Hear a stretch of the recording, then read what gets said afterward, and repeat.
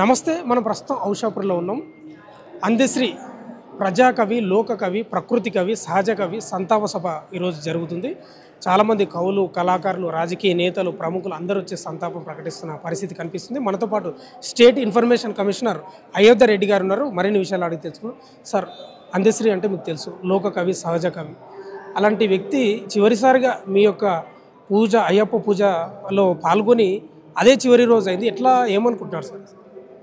ఇట్లాంటి దురదృష్టకరమైన రోజు వస్తుందని, ఇట్లా సంతాప సభకు హాజరు కావాల్సిన దుస్థితి ఇట్లాంటి విషాదకరమైన రోజు వస్తుందని ఊహించలేదు.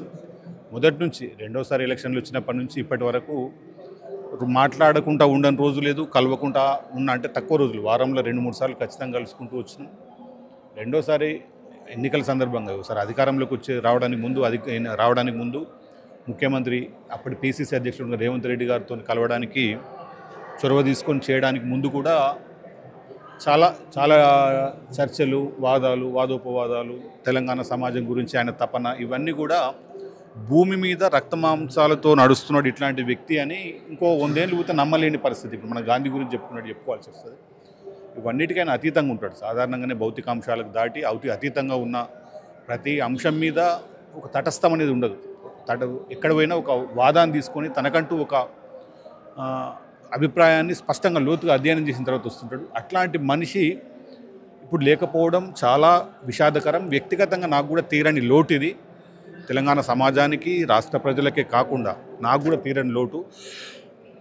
అదే సమయంలో ఆయనతో ఈ దాదాపు 3.5 ఏళ్ళు ఎక్కువ సాన్నిహిత్యంగా ఉన్నాం. 3.5 ఏళ్ల పాటు ఈ సన్నిహితం లేకపోతే ఇతనితో కలిసి నడవడం, తిరగడం అనేది నాకు జీవితంలో ఒక అదృష్టంగా నేను భావిస్తాను. సార్, ఇంకోటి ప్రధానంగా జయ హే తెలంగాణ ప్రభుత్వం గుర్తించిన తర్వాత చాలా ఆనందం వ్యక్తం చేసినాడు, కన్నీళ్ళు కూడా పెట్టుకున్నాడు. అంటే దాని గురించి ఏం చెప్తారు? అంటే గతంలో బీఆర్ఎస్ పాలనలో ఆ గేయాన్ని గుర్తించకపోవడం, కాంగ్రెస్ వచ్చిన తర్వాత ముఖ్యంగా ముఖ్యమంత్రి రేవంత్ రెడ్డి వచ్చిన తర్వాత గుర్తించడం, ఇవన్నీ చూస్తే ఏమనిపిస్తుంది? ఆయన యొక్క కళ సాకారమైందని అనుకోవచ్చా? ఒకటి, ఆయన తపన, లేకపోతే ఆయన ముక్కుసూటితనం, నిర్మోహమాట తత్వం, ఇవన్నీ కొందరికి నచ్చకపోవచ్చు. దానివల్ల కొంత వ్యక్తిగతంగా ఆయన నష్టపోయిన తప్ప ఎవరికేం నష్టం చేయలే ఆయన బతుకున్నంతకాలం.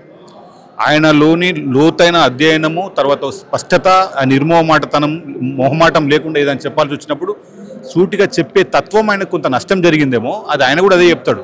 అవును, నేను నిర్మోహమాటంగానే ఉంటా, కఠినంగానే ఉంటా, ఇది ఎవరికో నష్టం చేయడానికి కాదు. నేను ఎవరికి నా శైలి ఇది, నా శైలికి తగ్గట్టుగా ఉన్నా, నేను పోతేనేమో నాకు దాని మీద భౌతిక అంశాల మీద ఎట్లాంటి మక్కువ లేదు, వాటి మీద నాకేం శ్రద్ధ లేదని తత్వంతో ఉన్నాడు. నేనే చాలాసార్లు ఇప్పుడు రెండోసారి రావడానికి చాలాసార్లు ఆయన్ను రాజీ పడడానికి కానీ, లేకపోతే ఒత్తిడి తేవడానికి కానీ వ్యక్తిగతంగా నేను చాలా చొరవ తీసుకోవడం అనేది కొంత కారణమైంది. అయితే గత ప్రభుత్వం నిర్లక్ష్యం చేసే విషయానికి వచ్చినప్పుడు నాకు ఒక స్పష్టమైన అభిప్రాయాలు ఉన్నాయి. కానీ ఇప్పుడు నేను ఒక రాజ్యాంగబద్ధమైన స్టాచ్యురీ బాడీలో ఉన్నా కాబట్టి కొన్ని మాట్లాడకూడదు, కాబట్టి కొంత నియంత్రించుకొని మాట్లాడాల్సి వస్తుంది. కానీ ఇప్పుడైనా తెలంగాణ ఆత్మను, తెలంగాణ ప్రజల స్థితిగతులను, తెలంగాణ భాష, సాంస్కృతిక వాతావరణ, ప్రజల మానసిక అన్ని స్థితులకు అద్దం పట్టే విధంగా ఉన్న జయ జయ తెలంగాణ రాష్ట్రగేయంగా కావడం, దాని మీద తెలంగాణ ప్రభుత్వం, రాష్ట్ర ముఖ్యమంత్రి వర్యులు రేవంత్ రెడ్డి గారు తీసుకున్న చొరవ, శ్రద్ధ, ఇవన్నీ కూడా ప్రతి పార్ట్లో ప్రతి భాగంలో, ప్రతి అడుగులో నేను భాగంగా నడిచిన కాబట్టి అవన్నిట్లలో కూడా నేను చాలా సంతృప్తిగా ఉన్నా. అందశ్రీ గారి ఈ గమనంలో నేను కొంత పాత్ర వహించినందుకు నేను చాలా సంతోషంగా ఉన్నా. కానీ ఇంకా కొంతకాలం తెలంగాణ ప్రజలకు, తెలంగాణ రాష్ట్రానికి ఆయన సేవలు భాషాపరంగా, జానపద పరంగా కొన్ని లక్ష్యాలు ఉండేది. జానపద అకాడమీ తర్వాత కొన్ని లక్ష్యాలు ఉన్నాయి. ఆ లక్ష్యాలకు అనుగుణంగా కొంత మేకప్ చేసుకుంటున్నాం. ఈ సమయంలో ఆయన లేని లోటు, ఆయన మనల్ని వీడిపోవడం, మన నుంచి కావడం అనేది తీరని లోటు రాష్ట్రానికి, వ్యక్తిగతంగా నాకు కూడా. అంటే ప్రధానంగా చెప్పండి సార్, ముక్కుసూటితనమే గతంలో బీఆర్ఎస్ హయాంలో ఈ పాటను గుర్తించకపోవడమే అనుకోవచ్చు, ఇంకేమైనా వివిధ కారణాలు ఉన్నాయా? అదే నేను ఇంతకుముందు చెప్పిన ముక్కుసూటి తత్వం, నిర్మోహమాట తత్వం, ఇవన్నీ కూడా ఆయనకు వ్యక్తిగతంగా, ఆయనను ఎవరికి నేను బానిసగా పనిచేయాలనే ఉద్దేశం ఆయనకు లేదు. ఎవరికో విధేయంగా ఉండడు.